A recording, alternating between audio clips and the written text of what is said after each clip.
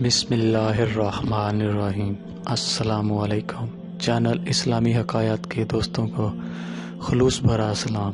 آپ دیکھ رہے ہیں اسلامی چینل اور میں ہوں آپ کا دوست مبشر رحمان، اور ہم لاتے ہیں معلومات سے بھرپور ویڈیو، اور نئے آنے والے دوستوں سے گزارش ہے کہ وہ چینل کو سبسکرائب کریں اور ساتھ دیے گئے گھنٹی کے بٹن کو پریس کریں تاکہ ہر آنے والی نئی ویڈیو کی اپڈیٹ آپ کو سب سے پہلے مل سکے۔ ایک شخص حضرت امام علیہ السلام کے پاس حاضر ہوا اور عرض کرنے لگا، یا علی، یہ گدھا اتنا کو اللہ تعالیٰ نے بیوقوف کیوں بنایا؟ تو بس یہ کہنا تھا۔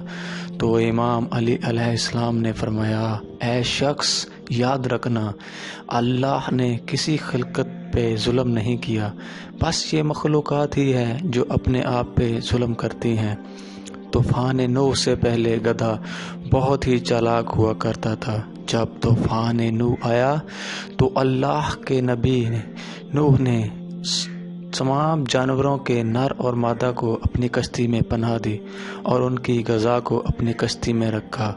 اللہ کے نبی نوح نے سب جانوروں کے لیے ایک مقررہ حد تک غذا روزمرہ کے لیے رکھی تھی کہ جب تک یہ طوفان چلے کوئی جانور بھوک سے نہ مرے، لیکن افسوس، یہ گدھا اپنی چالاکی اور جھوٹ کے سبب دوسرے جانوروں کی غذا بھی چوری چوری کھا لیا کرتا تھا، اور صبح جب اللہ کے نبی پوچھتے یہ غذا کس نے کھائی تو گدھا جھوٹ بولتا تھا۔ بس اللہ کے نبی نوح کی زبان سے یہ الفاظ اللہ کی دربار میں پہنچ چکے تھے کہ اے اللہ، جو یہ غذا چالاکی اور مکاری سے کھاتا ہے اسے اتنا بیوقوف بنا کہ وہ کبھی بھی چوری نہ کر سکے، اور تب سے گدھا بیوقوف کی طرح جیتا ہے۔